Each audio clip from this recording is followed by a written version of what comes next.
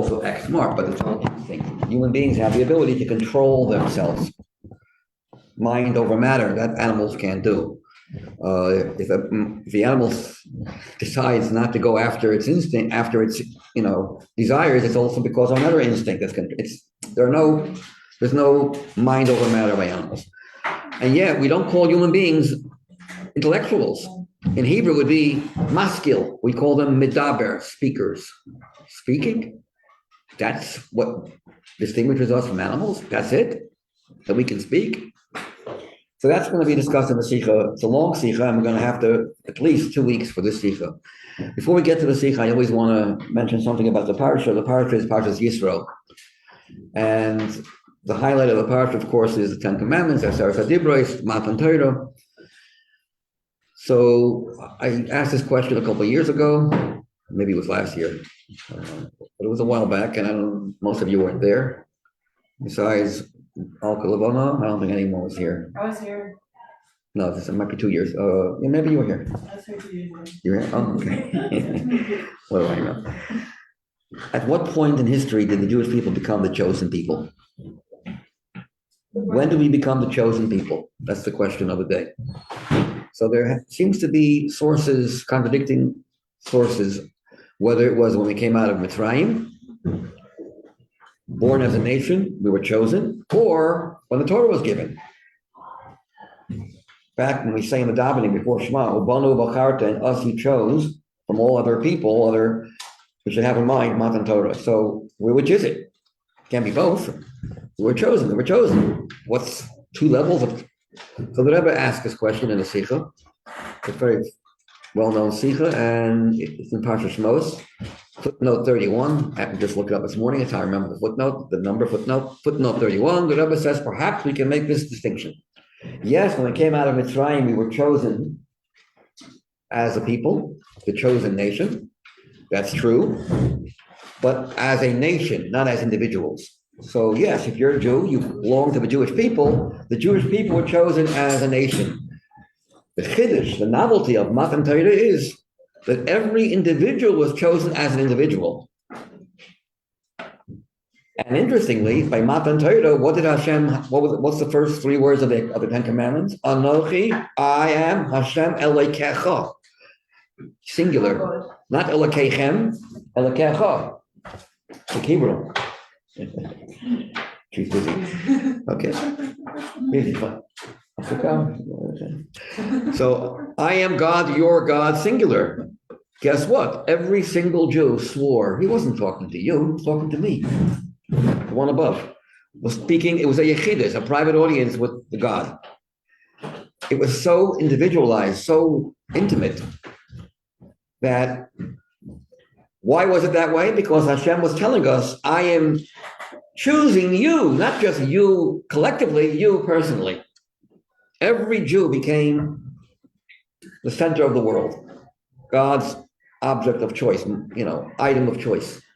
And what it means to be chosen is a whole long story in Hasidus. It doesn't mean God chooses us because of our virtues, because then we're not chosen. If you have 2 things in front of you, one happens to be a book, and one happens to be a nice, piece of steak, and you love steak and you're very hungry, and you choose the steak, it's not called a choice. If I'm hungry, why would I want a book? And if you've already eaten and you want to really read something interesting, and you have a book in front of you, and you have a piece of steak in front of you, and you choose the book, it's not a choice because you're not hungry. If you have 2 pieces of steak and they look exactly alike, and you choose one, that's called choice. So when God chooses us, it's beyond any kind of calculation of how special we are. We are special, but that's not why he chose us. It's beyond any reason. Oh. Okay, so. Stand up for you. Thank you. I admire all of you. It's not just I raise them. You know what you can be better? You come on time. Right. Oh. Okay, it's a pleasure. Anyway, so you got the Rebbe's Chiddush. Now, what's so fascinating is the greatest crowd in history of Jews was when the Torah was given. Every single Jew that lived then, every soul that was there before and will live after until the end of time, Converts, everyone's soul, every Jew that was, that is, that will be, was there standing in Har Sinai. You could imagine that when you have millions of Jews together, and you know that it's not just the Jews that are in body, every Jew that will ever live is present. How would you feel about your personal self, about your individuality? Get lost. Big crowds like that, there's no me. And yet, it was this incredible crowd that Hashem said, I am yours, singular. Anochi Hashem Elokecha, not Elokechem, which is plural. The you plural in Hebrew. Elokechem is plural. Elokecha is singular. And it doesn't mean I am your God. The word Elokecha also means I am your energy. I. Who's I? The essence of God, beyond any name. I will show you my names. One name is a tetragrammaton, which is beyond any kind of limit, but it's still a name. And then there's Elokim, Elokecha, your power, your energy to be who you are. But it's so interesting that the name of the parsha you would think would be Torah, Sinai, Aseret HaDibros. What's the name of the parsha? Who's Yisro? A convert. That's the name of the parsha. So obviously, what teaches us one very simple lesson: we were all converts. We were all converts. Every Jew went through transformation of conversion by Matan Torah. But it's much more than just that.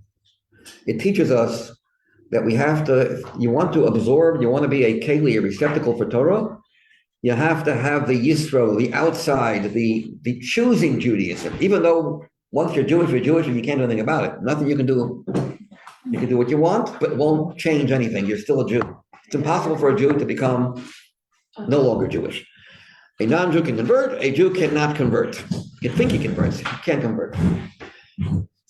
But, okay, so I'm Jewish, and sit back and rest on your laurels, and, Judaism can get a little monotonous after a while if you just live by the nature of who you are. You have to nurture what you have.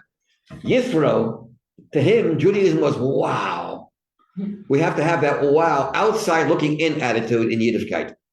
Bal Tshuva in general, but more so by a convert. Because a convert doesn't have to even, a non-religious Jew has an obligation to be religious. He doesn't maybe not know about it.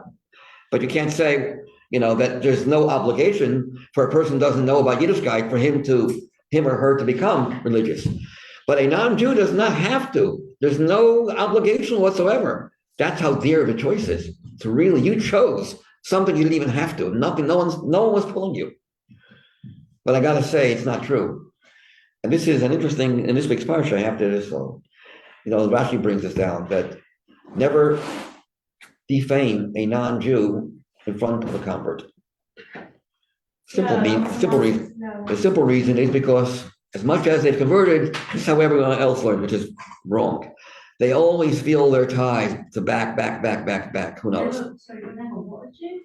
Defame a convert, not a Jew. Never defame a non-Jew in the presence of a convert because it makes the convert feel uncomfortable. So simple reason why the convert feels uncomfortable is because I used to be that. That's not the real reason. Insults. The real reason, that's an insult. The real reason why a convert feels uncomfortable when you start defaming and speaking bad against non-Jews is because it's almost like you're trying to say, I know why you converted. You were escaping from your past. It was an escape from the past. It wasn't pursuing anything beautiful. It was running away from something negative. And that's very, very insulting to a convert. The reason why a ger converts is because they are embracing something special, something unique, something holy. It's the neshama. It's the neshama. As I once told you, it was a girl who hasn't yet converted. She was on the way a few weeks before. She was told she has to desecrate the Shabbos. Flick a light on, put the light on. She did that. She started crying she started crying her head off. I'm Jewish. I feel Jewish. I want it. Why should I? But she had to. It just goes to show, this famous thing. We don't say a non-Jew who converts. We say a convert who converts. Even before they convert, the neshama is already there. It just has to be developed. It's already there. No non-Jew ever converts, real non-Jew. If you converted, that means that to start with, you already had that special soul. It was just covered. and you uncovered it. Okay, so that's what I want now. I also want to go through, but I'm not going to because it's time consuming. I mentioned last year, the 10 Commandments are not commandments. I mean, they're commandments, but how do you translate it? How do you say 10 Commandments in Hebrew? I said it, hadivrot. What is divrot? Words, declarations, speeches, words. It's commandments. Why in English is it commandments? In Hebrew, it's words or declarations. And there's a whole article from my brother. It's in the volume you have, Hannah. It's also in the second volume, which is this one, the one you don't have, where in both he almost says the same thing. I mean, he might have forgotten what he, but he shows that the 10 Commandments are actually declarations and promises. You shall not worship idols. You will not worship idols in the future. You will not have any problems with worshiping idols, meaning also fame and money and all those things we have today, the modern day icons. You won't be doing that anymore because you will be in front of me. You will be on my, alpanai means where my face is, meaning where my presence is. You will be in God's presence, so there will be no reason for looking for anything else to fill a vacuum. And he goes through all the 10, every one of the 10 Commandments. I'll give you one example with honoring parents. You will honor your parents because what causes the generation gap? Because in our own self, within our own selves, we have a generation gap. What's the generation gap? Chachma Bina, the intelligence, the intellectual part of our lives, are called our parents in Tanya, chapter 3. And the emotions are children. When there's a gap between your own intellect, your intellect is not controlling your emotions, that could lead not to listen to your parents, your physical parents. If you can have the ability to have mind over matter, control yourself, control your desires and passions, do what is objectively right, not what you want, then the generation gap between parents and children will also cease. The schism, the fragmentation, the fact that there's a dichotomy between parents and children, the way they live, has a lot to do with the way we live personally. In the future, we're not going to have a problem. We're going to honor our parents naturally because our emotions will honor our intellect. Because our own emotions will be guided by intellect, not by how we feel. How I feel, that's what I'm going to do. It's a free world, right? I can just do what I want, leave me alone. That won't be because you will want to do what your brain tells you is right. And that is why the generation gap will also cease and we will all be honoring our parents when Mashiach comes without any tests and trials. And it'll come easy. Whether they're Jewish parents, whether they're not Jewish parents, another issue, but parents are parents. Okay, now he goes through all 10 of them, and I'm not going to share with you because it'll take half the class, if not more. It's a very, very beautiful way of explaining all the 10 as declarations. Dibrot. Dibrot means they're words of promises. They're promises. They're declarations of the future. Now the Sicha. The Sicha is a heavy Sicha. I chose it. Last year I learned the Sicha in the same volume, volume 6, about Rabbi Shmuel, Rabbi Akiva. If you remember, how did the Jews respond? Did they say yes or no? When they were told, I am God, your God, they said, of course, yes, we will accept that. Do not steal. Do they say yes or no? If you remember last year's year. Last year we talked about the dispute between Rabbi Shmuel and Rabbi Akiva. How did the Jews answer on negative commandments? Did they say, no, we will not murder? Or did they say, yes, we will obey you? There's a machlokas about that. And what's the purpose of machlokas? Boil down, is there any difference if I say, I will obey God? I would say I will obey every command. Or on the negative, I say, no, I will not do. I will not violate. On the positive, I say, yes, I will. There's a machlokas about this. We mentioned this last year. Not a sikha we're going to learn this year. Different sikha. They didn't say Nasa v'nishma on everything. They said Nasa v'nishma the day before. This I'm talking about the day. This is Erev Shvat. I'm talking about the Asher Sadibra. What's happened to Chamalka? What? They're losing you? Oh, yeah. I said something wrong. Okay, whatever. I never know. I would say something and I find out I insulted someone. It's mean to. Okay, now, so that was Nasa V'nishma was Erev Shavuos. That was the day before. Hey, Siva. I'm talking about Vav Siva, when the actual 10 Commandments were given. So here we have a beginning of the Sikha is not that difficult, but gets interesting and powerful as the Rebbe goes through the specialty of the number 5. To understand how unique the number 5 is, we first have to understand the uniqueness of 4. And we'll see all the different 4s. The Rebbe is going to be talking about Domain, Sameach, Chaim, Medaber, the 4 worlds, Atzilus, Bria, Tzir, and Asiya. We're going to have a lot of 4s. There's Eish, Ruach, Mayim, and Afar, and many others. And Hashem's name has 4 letters. We'll get there. And within a human being, within a person is all-inclusive. There's the domain, the inanimate matter, physically and spiritually. There's a part of you that's inanimate, part of you that's growing, a part of you that's called chai, like an animal, and a part of us that's called medaber, the human species. Huh? Did we learn this in the summertime, or this is a different one? In the summertime, we learned the mimer, and in the mimer, I quoted part of the Sicha, but we never learned the Sicha. Torah v'chasan, chamisha kolos. There's a parallel between a marriage, a chasan, a bridegroom, and the Torah. Here the Rebbe starts quoting the psukim in this week's parsha. Vayhi bayom hashlishi, and it came to pass on the 3rd day. 3rd day doesn't mean the 3rd day of the week. It means the 3rd day from the time they were told, prepare for Matan Torah. V'yos haboker, an early Shabbos morning, when it was still morning, vayhi, and it came to pass that there were kolos uvrakim, there were sounds of thunder and lightning. Va'anan kaved, a heavy cloud on the mountain, al hahar. So how many voices have we heard so far? Kolot is plural, that's 2. Then it says again, the kol shofar. There was another sound, the sound of a shofar, that's 3. Then again it repeats, vayehi kol ha-shofar, a 4th sound. And then again, Yehoiakim ya'anenu b'kol. It says Moshe Rabbeinu was giving over the other 8 commandments. Hashem only said 2 of them out for us. We only heard 2. He said the other 8, but he wanted his voice to be heard.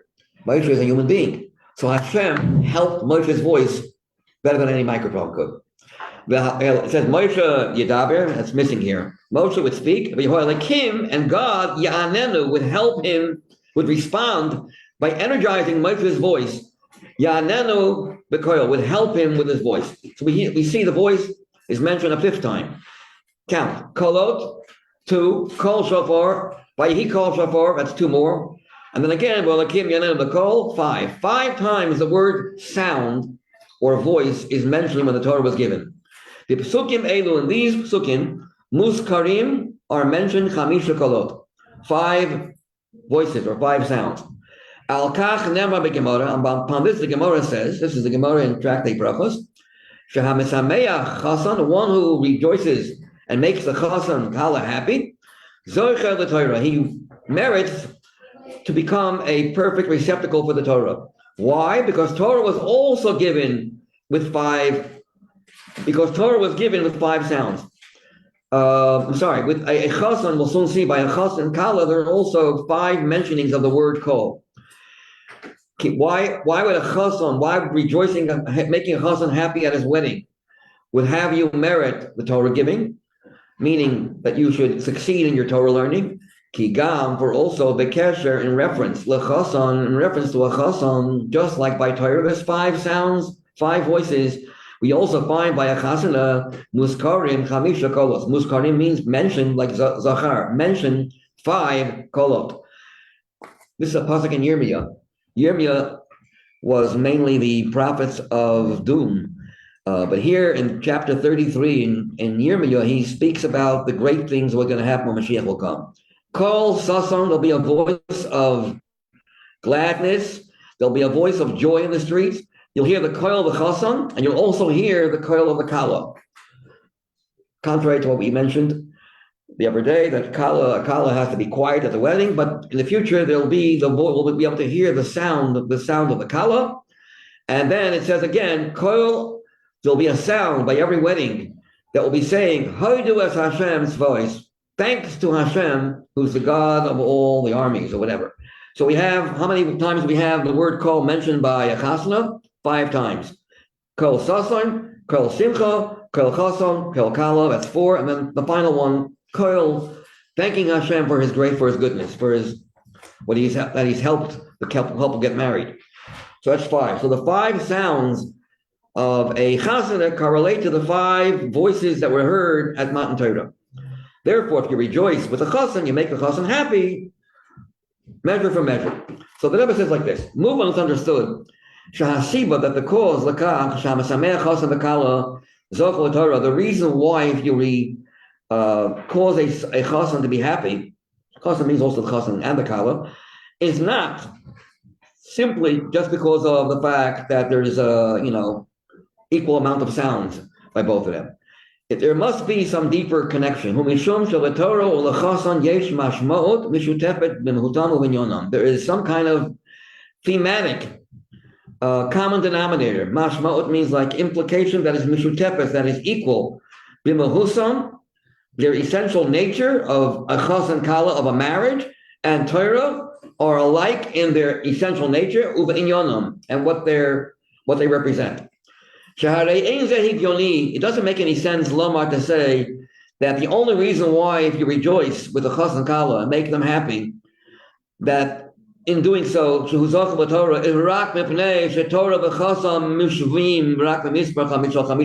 only because of the parallel of the number 5.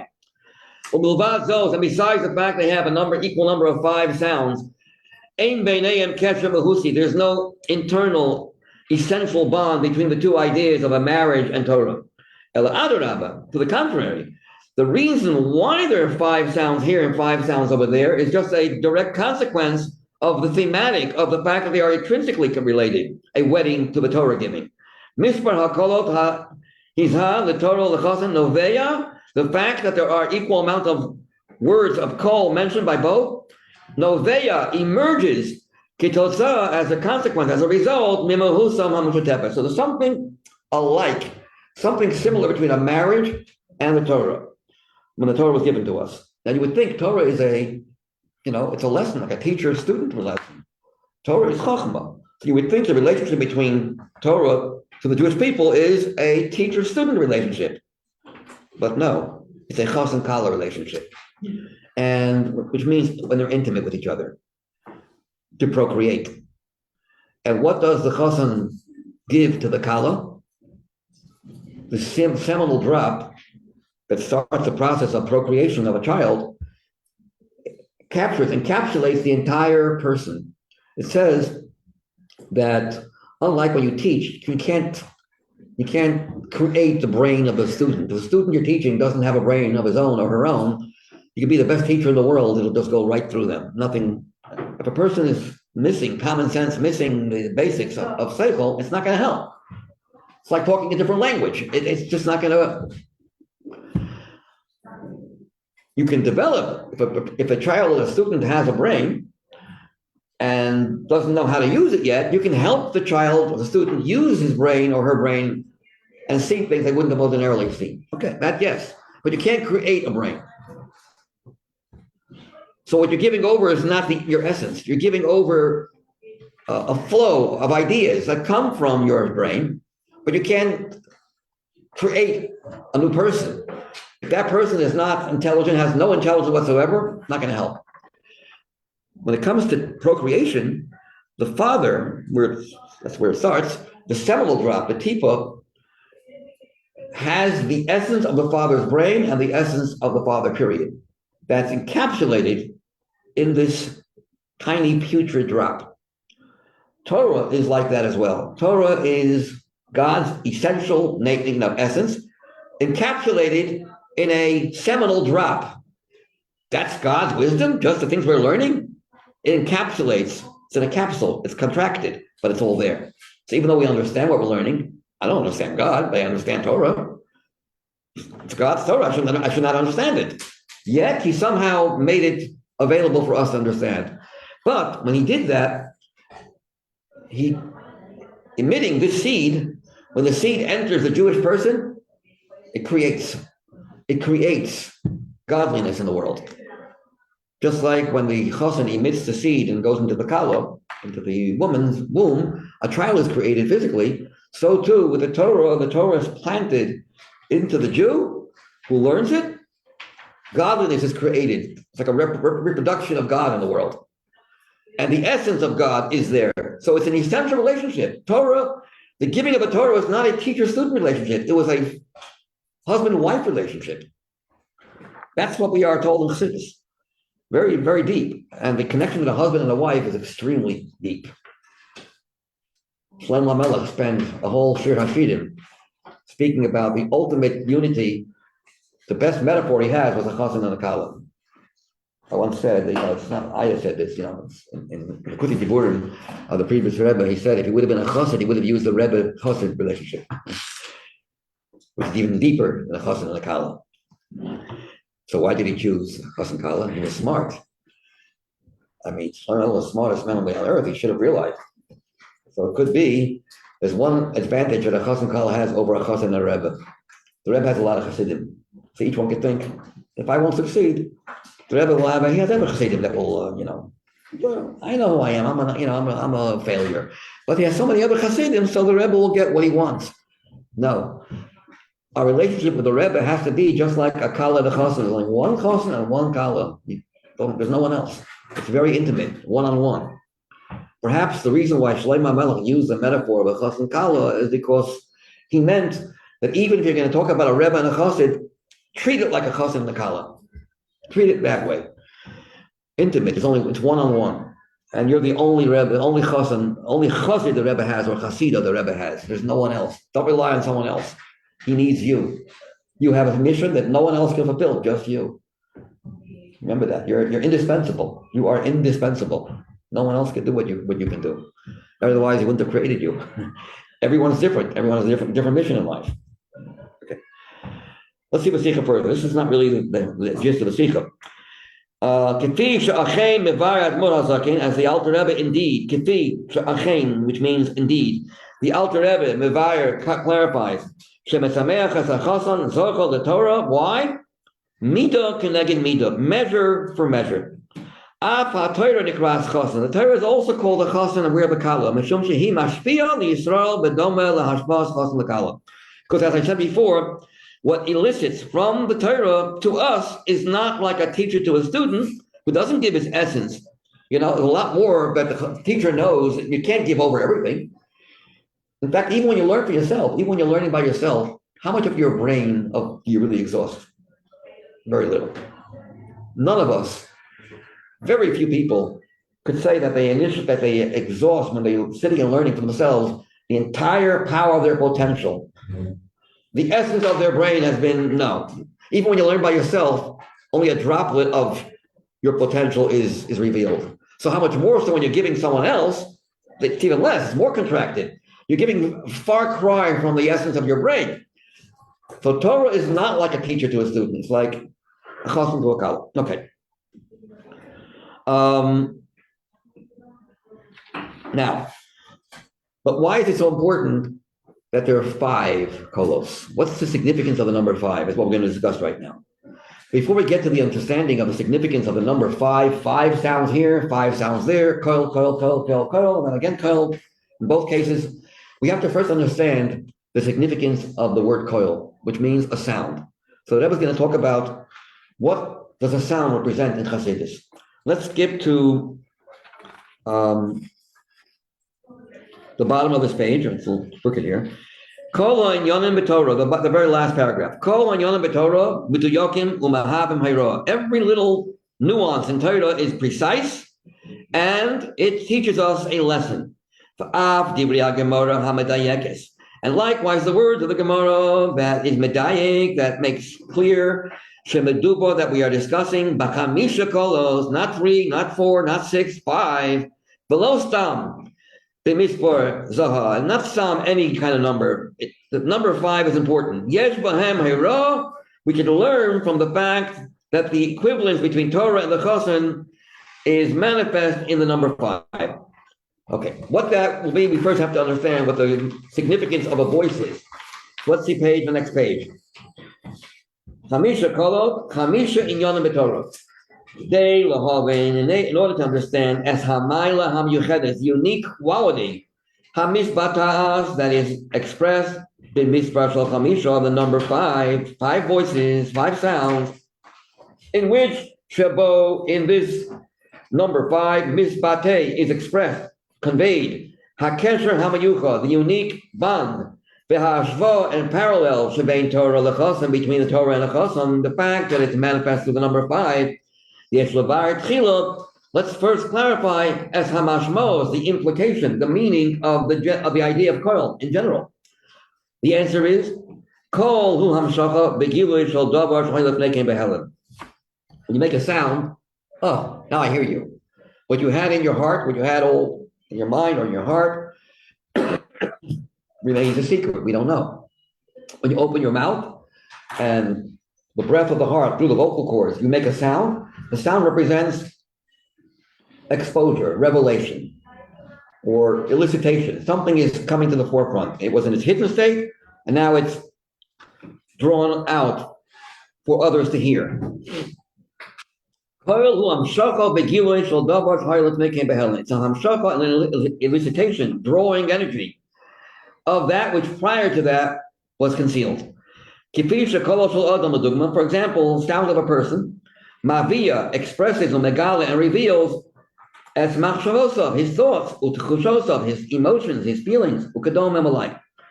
And just like when you want to, if you're telling a story, or if you're giving over a lecture, or if you're commanding someone, you're giving a command, do this, you're not going to sound the same. I don't mean this, the volume of the voice. When you give a command, do this, it sounds different than when you're saying, just telling a story about someone who's doing something. So when you're giving over a story, or you're teaching, or you're commanding, the sound, the way it comes forth, tells you what's going on. He says here, Keshem shekolo shel adam mutam, the sound of a person's voice is commensurate, mutam is apropos to the content, hamisgala, that is revealed vis-a-vis the sound. As we see, for example, you can't compare a sound that is expressing an order or command to chazak v'takiv. Will you do this? Leave the room. To telling a story, to compare that to a sound that's expressing an intellectual idea. We know there's a pasuk in Mishli, I think it's a Gemara, words of the smart, the words of the bright, divrei chachamim benachas nishmoim. When you're giving intellectual ideas, you speak softly. If you scream, something's wrong. There's this fellow who's giving over these words. Divrei chachamim benachas nishmoim. It shows he wasn't internalizing what he was saying. He was giving a shiur and he was screaming the words. Words of chachma are not with emotions. You're teaching. So you can deliver emotions also, but when you're trying to give over an idea, trying to make it understandable, you don't scream. Screaming is already conveying a different message. When you want to teach, the words of ideas, of intelligent ideas, come through softly. But when you're ordering someone, it's with firmness and strength. So likewise, the Rebbe says, we have different kinds of felicitations from Hashem. Kolot shonim. Ofanim shonim shel hamshaka. Different types of energy coming forth. Godly energy. Hashonim zeh mizeh, that are different one from another. Ki kol echad mehem, every single godly sound expresses a different aspect of Hashem. Masim is commensurate lahashpa hayichudit hanimsheches be'emtza'usay. It fits the type of flow of energy that comes through that particular sound. The kach move on. With that, we can understand that when we talk about the Torah in the number 5, it means 5 different types of revelations. Okay, now that I was going to explain why is 5 special by first introducing the idea of number 4. To understand the beauty of 5, we first have to appreciate the power of 4. But this will explain the fact that the praiseworthiness of the Torah, the fact that Torah is so special, is expressed in the number 5, We'll understand that Yodua is well known that Seder Hishtalshalos, the order of the progression of the world, is divided into four. There are no more than four general worlds. Hadomim, which are similar to the four categories of domim that we have in this world: inanimate matter, someach, vegetation, chai, which is the animal kingdom, sentience, umedaber, and the human species. The four levels of life or absence of life, seemingly, domim, correspond to the four worlds. And we'll soon see there's more fours. Arba sugim elu, these four categories, einam kayomim rak ba'olamot hamishavim, are not only in existence in the world that God created. There are four worlds, and in each world there are four levels. Elagam lahavdil b'shem havaya. Even in God's name, the Creator, not in the creations, therefore. There are four letters to the Creator, to the Tetragrammaton, Hashem's essential name. Yud Kei Vav Kei. Asher Mahames ha'olamos. You know why there are four worlds and no more? Because there are only four letters in Hashem's essential name, which is the source of all creation, of all existence. Because in His name there are four, that's why there are four worlds, and that's why there are four levels in each world. There's Domain, Sameach, Chai, Medaber.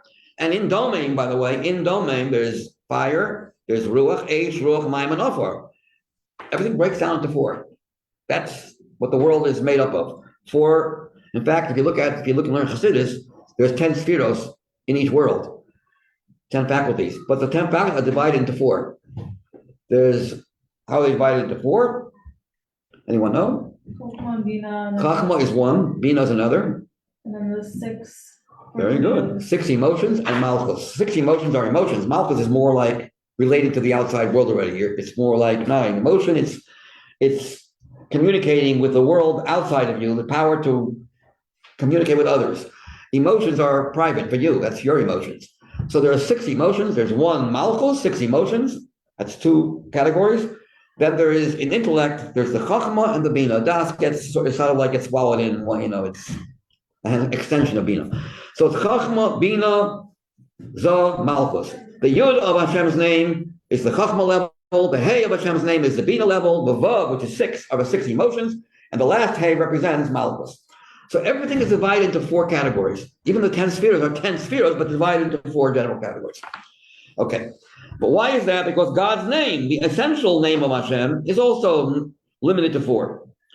Yesh arba osios, in Hashem's name, the creator, not the creation, the creature, but the creator has 4 letters.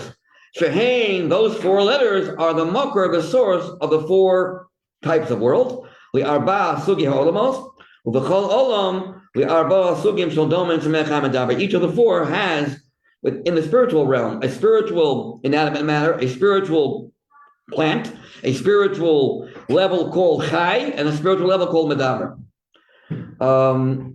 Again, just to throw something in, it's not going to be so clear to you because it needs more clarification, but I will just tell you that although there are 10 spheros in each of the 4 worlds, Atzilus is called the Chachma world. It has the others, but who runs the show? Who's running the dominant figure? It's a Chachma-oriented world. Bria, the second place, which is the first world of creation, is a Bina-oriented world. It has Chachma, but Bina is the ringleader.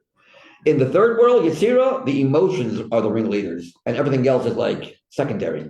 There's Chachma, there's Bina, but who's loudest? Emotions. In other Masiya, in the lowest world of the 4 worlds, I don't mean this world. This world is a 5th world. This world is physical. But the spiritual 4th world, which is the counterpart of what we see in this world, is called Olam Hasiya Haruchni. That is controlled by Malchus. It's a Malchus-oriented world. It has all the other 9, so that's how it works. So the 10 spheros, each of the 4 categories, are dominant in a different world. Chachma is Atzilus, Bina lives in Bria, the 6 midos called Zah, the Erap and the Yetzirah, and Malchus and Asiyah. Okay. So that's all. We don't have a 5th world. And we only have 4 letters in Hashem's name. There's no 5th letter. It's Hashem's essential name. It's powerful. Yud Kei Vav Kei. It's a name we can't pronounce today. Today we can't pronounce it. Not allowed to. How do we pronounce it? Ado and Noi. We don't say Hashem's name, Yud Kei Vav Kei. The Goyim do. You're not allowed to do that. It's a terrible violation doing so. In the Beis Hamikdash, yes. Mashiach will come and be allowed to. Which, by the way, is my brother's explanation of the commandment, do not compromise Hashem's name with swearing. And that means that today we have two names. We have a name we just see in the books and the name that we pronounce. We can't pronounce Yud Kei Vav Kei, but we pronounce it differently. Instead of calling God by his real name, by his essence, we call him by the name Ado, which means my master. A master and a slave are related to each other. A servant, master-servant is a relationship. God's essence is beyond mastery. So we can't relate to that. We leave that for the books. Inside in the Siddur, it says Yud Kei Vav Kei, but we don't pronounce it that way.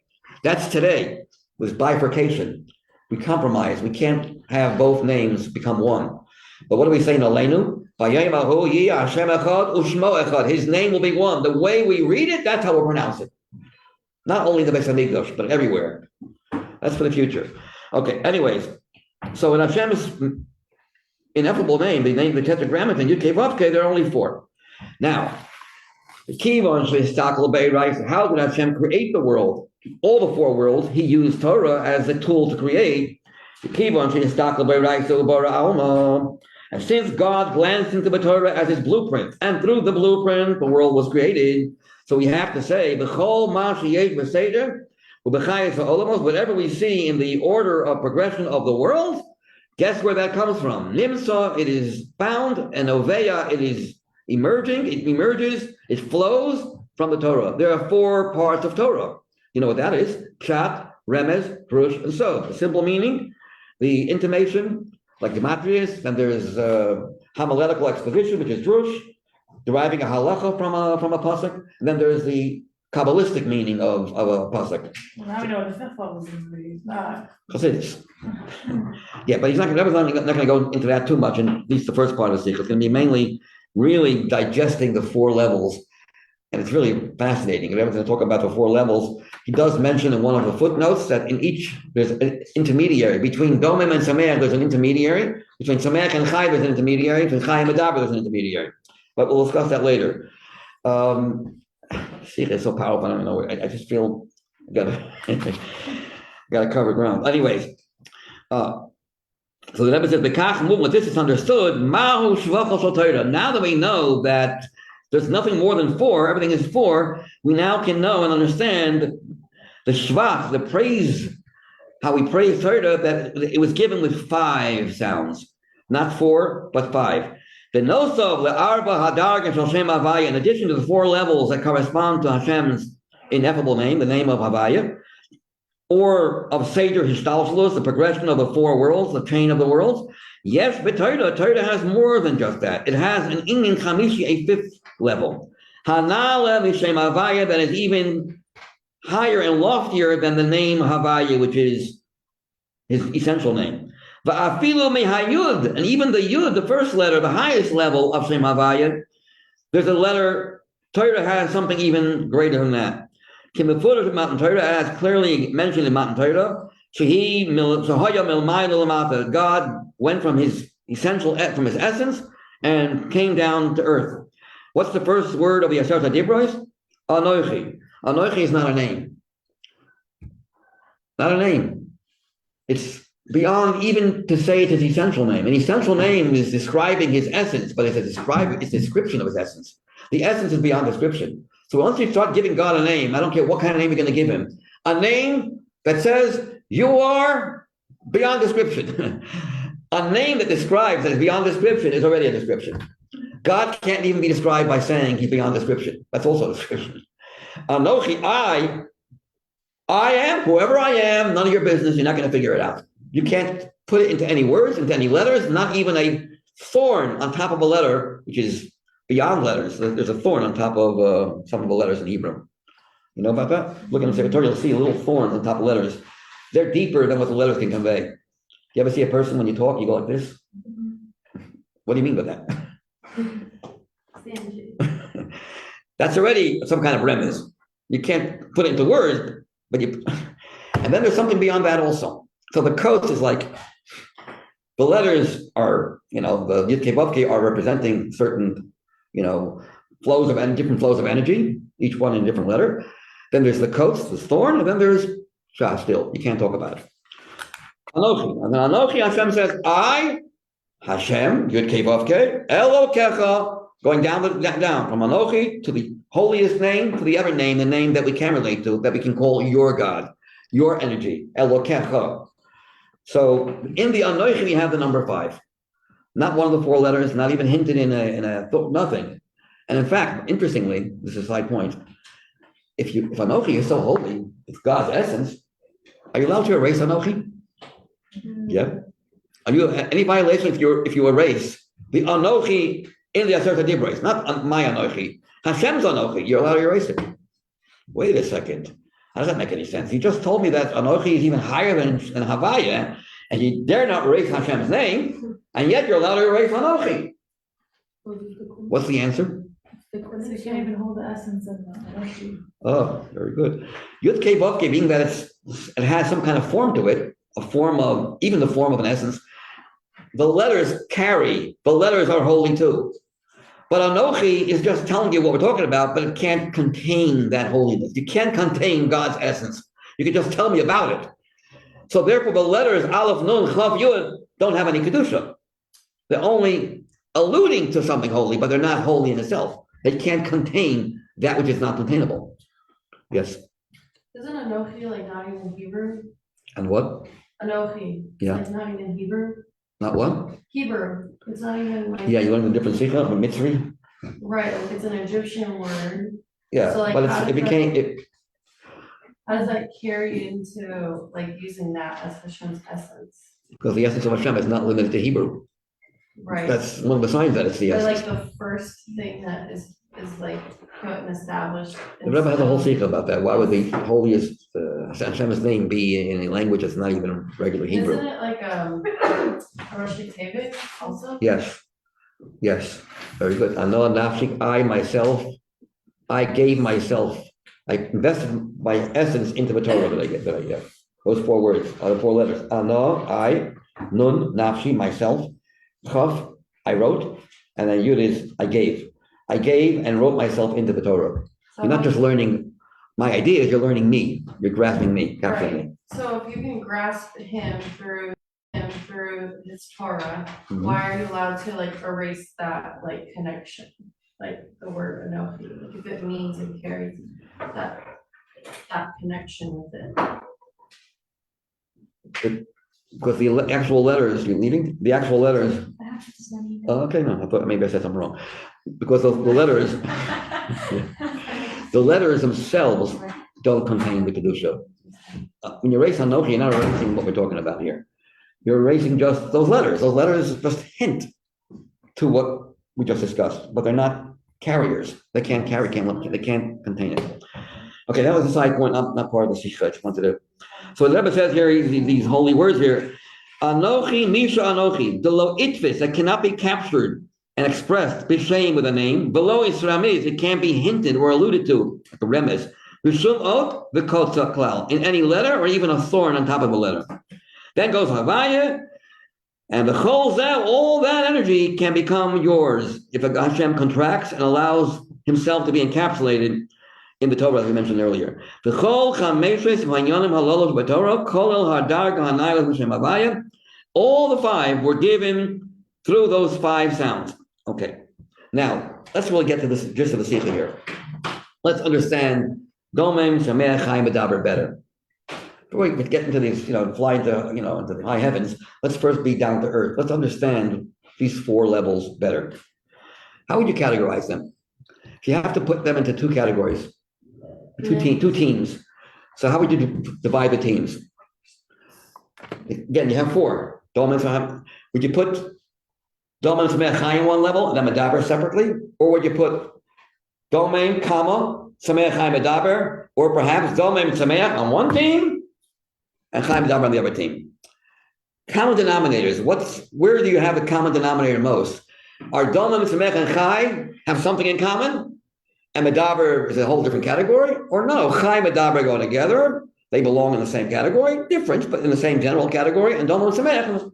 So here's what I'm going to go into it very deeply. At first glance, what would you say at first glance? Let me hear what you have to say. What would be your first way of dividing it if you had no time to think? Half and half, like Huh? half and half. Like, Really? I would Medaber alone. You're right. You have a good one because either way you do it, you're going to be right. What's your first glance? What's the easiest way to separate? Yeah. Domem is lifeless. All the other things have some life. Plants are alive, animals are alive, and we are alive. The only one that's not, that doesn't have any movement whatsoever, just the actual corporeal body is Domem. So that's the first glance. You probably went deeper. You are right, by the way. I think it's just like, biology where like, oh, it's all animals, but Okay. obviously. Get the biology out of it. Get the, That's my gut reaction. erase all biology. Get it. Okay, so then we're going to take a look at this. And then he's going to start dividing Domem and Sameach in one category. Then, whoa, just as Domem is completely lifeless and all the others have some life, we're going to see on the other side of the spectrum, no. They're all really not alive. Even Chai is not really alive. Domem, Sameach, and Chai are not really truly alive. The real one, the only one that's alive is a human being. Why? How could you say that? Animals aren't alive. They're very lively. More lively than humans and stronger.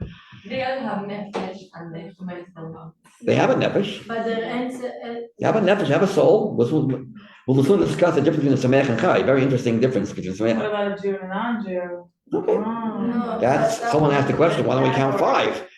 Right. Domem, Sameach, Chai, Medaber, Jew. And what's the answer? The Jew does not belong in the levels of creation. The Jew is part of the Creator. but we have essence. The Huh? animals, for example, have essence much more higher than us. And then Domer are also like more essence higher. Yeah, but that's a source. We're talking about down to earth. This could be down to earth here. Now, we can't really understand the 4 worlds that well. Ever saying this, putting himself in that category. We don't really have a very clear understanding of the 4 worlds.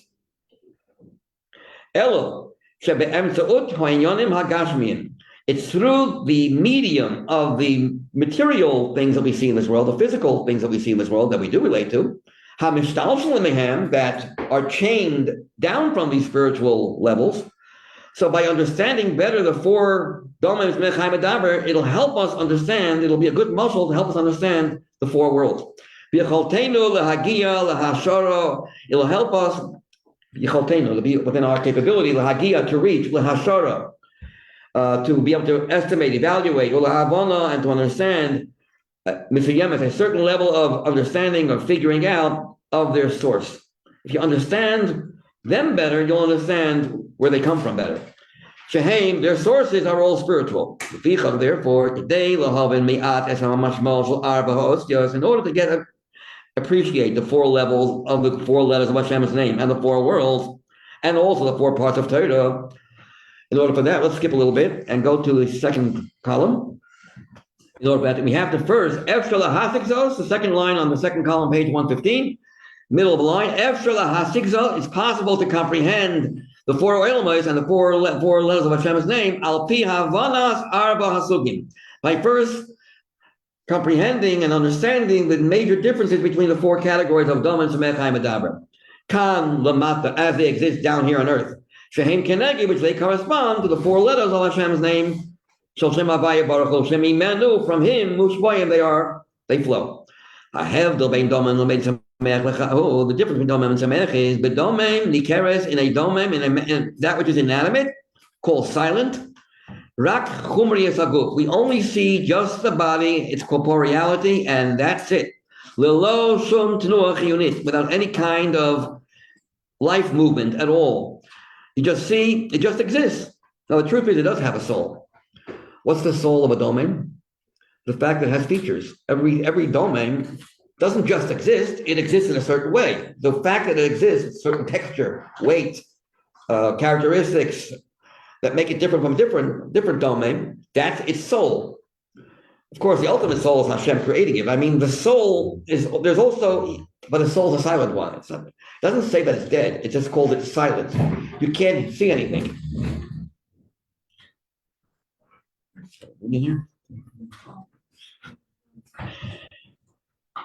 Okay, we have, see if I can keep majority of the class before the end. Okay, we'll try that. I'm ready what you say. What? I'm ready. writing what you You're writing, okay, very good. Keep on writing. I'll keep you awake. Good. Yeah, so what's the difference between the doimim and tzamech? The doimim nikeres rak chumri yisaguf. No movement. Lamrot, which means in Hebrew, modern Hebrew, in spite of the fact, sheyesh lo gam nefesh hadomemes. There is a soul, by the way, but you can't see that. The soul is not expressive in any way. It has a nefesh v'chayis ruchnius. Otherwise, it wouldn't exist. Otherwise, it wouldn't be what it is. Conversely, on the other side of the spectrum, b'tomeach, on a plant, nikeres hachayis, we can see and recognize its life. Chayis ruchnius. We have more than just a body. We have something that's growing. We cannot comprehend that with the five senses. You can't see the power that's making this plant grow. It's not visible. This distinction, Gadol har beyosa, is a lot greater from one aspect. The difference between tzamech chai and medaber is just different levels of life, but they at least have one thing in common. They are all considered life. Alive. What's the common denominator in Sameh Chai Medaber? Bekach, in that fact, she'etzel kulam, by all three, bali de gilui hachayis haruchnis. Something spiritual is also there besides just the body. Hevda by name who, the difference is the method, how, what type of life it has. As we'll see further. The ila badomen, it's a category of its own. Ein klal gilui shel ruchnius, no ruchnius whatsoever, just gashmius. But if you go a little deeper, you're going to come to a different conclusion the way Chai Rezel decided, and that is that Chai and that Domim and Sameach are really in one category. Let me tell you this first outside. The very fact that you call Sameach, and the next level is Chai. Sameach is also Chai. No, it's not. Because you don't understand what Chai is. If you think Sameach is Chai, then you don't know what Chai is. And here's a major interesting difference between Sameach and a Chai. A Sameach is really a moving domain. It's really inanimate. The fact that it has growth, the growth itself is something you can't see with your eyes, but you notice it's related to the physical. It's a physical type of life. That plant moves, it grows, it gets taller. That's it. Does the plant have any emotions? Does it feel pain? Yeah. Feeling, where'd you get that from? Scientists can now listen to plants. Scientists will find everything out, yeah. I heard about that also, but it's a bunch of garbage. They do. Yeah, all the experiments, they speak bad to the plant, they die. They have willpower, they have emotions. They have emotions, yeah. A whole forest will like. There is a plant that does have. There's a plant called like murder a plant that's like an invasive species. Yeah, there's a plant that can. There's a plant that can devour its prey. That's not what we're talking about. But that plant, by the way, is an intermediary between plants and Chai. It's an exception to the rule. We're talking about plants in general have a limit. They're just bodies that happen to grow. There's no real soul. A soul is synonymous with will, wanting. It can't want. It can't feel. It doesn't feel pain. It doesn't feel love and hate and fear, and it doesn't have willpower. That's a soul. When you have those feelings are spiritual. They have nothing to do with the physical. Growth is physical. You can't maybe see it while it's growing, but it's a physical movement. It's not real life. That's not called nefesh. It's another level of domain. Domain Sameach, both dead. One is a non-moving domain, one is a moving domain. That's it. Yeah. They did this experiment with snowflakes, where like they spoke negative words to snowflakes, like the whole crystalline thing would just like collapse on itself. And then there was one where they spoke kindly to the snowflake, and it was like stronger crystalline structure. So it's like, how can you explain like that? What? Guys, Plants can we be more This experiment was done with rice. are vibrational and energetic. Even the animal energetically alive. They don't necessarily have maybe their own will and desire, like you're saying, like maybe a higher That's not life counted form. as that's not. But they do feel things and they respond. Like Well, that can be worse, like maybe they are Stones, inanimate matter can also respond. they have. If you touch Actually, animals can hear the plant, like the plants. Animals can. That it's Well, about plants don't hear frequency. themselves. Plants don't have. They do hear each other. They talk I'm not gonna talk to each argue. other. But I have to say that's good. You can probably find out that inanimate matter also talk to each other. Animals do like talk. Toy Story. Not animals, inanimate matter probably also talk to each other. That kind of talking probably exists anywhere. No, like, don't we learn that like Shlomo Melech, like he could talk to. And he also heard the sounds of, Animals, not animals. he also heard the sounds, wait, he also heard the sounds of stones. And stone. So, So okay, it exists, that kind- like, they. but Well, that's not- everything has a vibration, doesn't mean that it has emotion and it has feeling and that's soul. not, And also like the It's a mechanical that thing. speaks more to our power to like influence like Hashem's creation versus like them having power inherently on their own, like. Here's another- what's on us. Right, I'm not saying a tree has hatred or jealousy or something, like. that's what we're like talking that. about here. That's, But it can feel like if you're chopping off its it's like Its arm. it's one of its branches. Makes noise. Is it gonna cry and scream? No, but it can feel that. It can feel Yeah, like you're that's why chopping I off. heard that. okay, I'm not gonna, that kind of feeling probably exists in Domim on another level too. Yeah. We're talking about something that's, Relatable. Soul. Human experience. yeah, a soul relationship. You don't have that by a plant. A plant is another level of Domim really, just another, it's mechanical, everything's mechanical. Another interesting thought is beside, in Halacha, Adam Arishon had to eat grass, plants, whatever, fruits and vegetables from the Tameach. He was not allowed to eat a living creature. So the difference is so great that one was obligatory to keep him alive, and one was forbidden. He was not allowed to, for the Mabul, to eat from living bodies.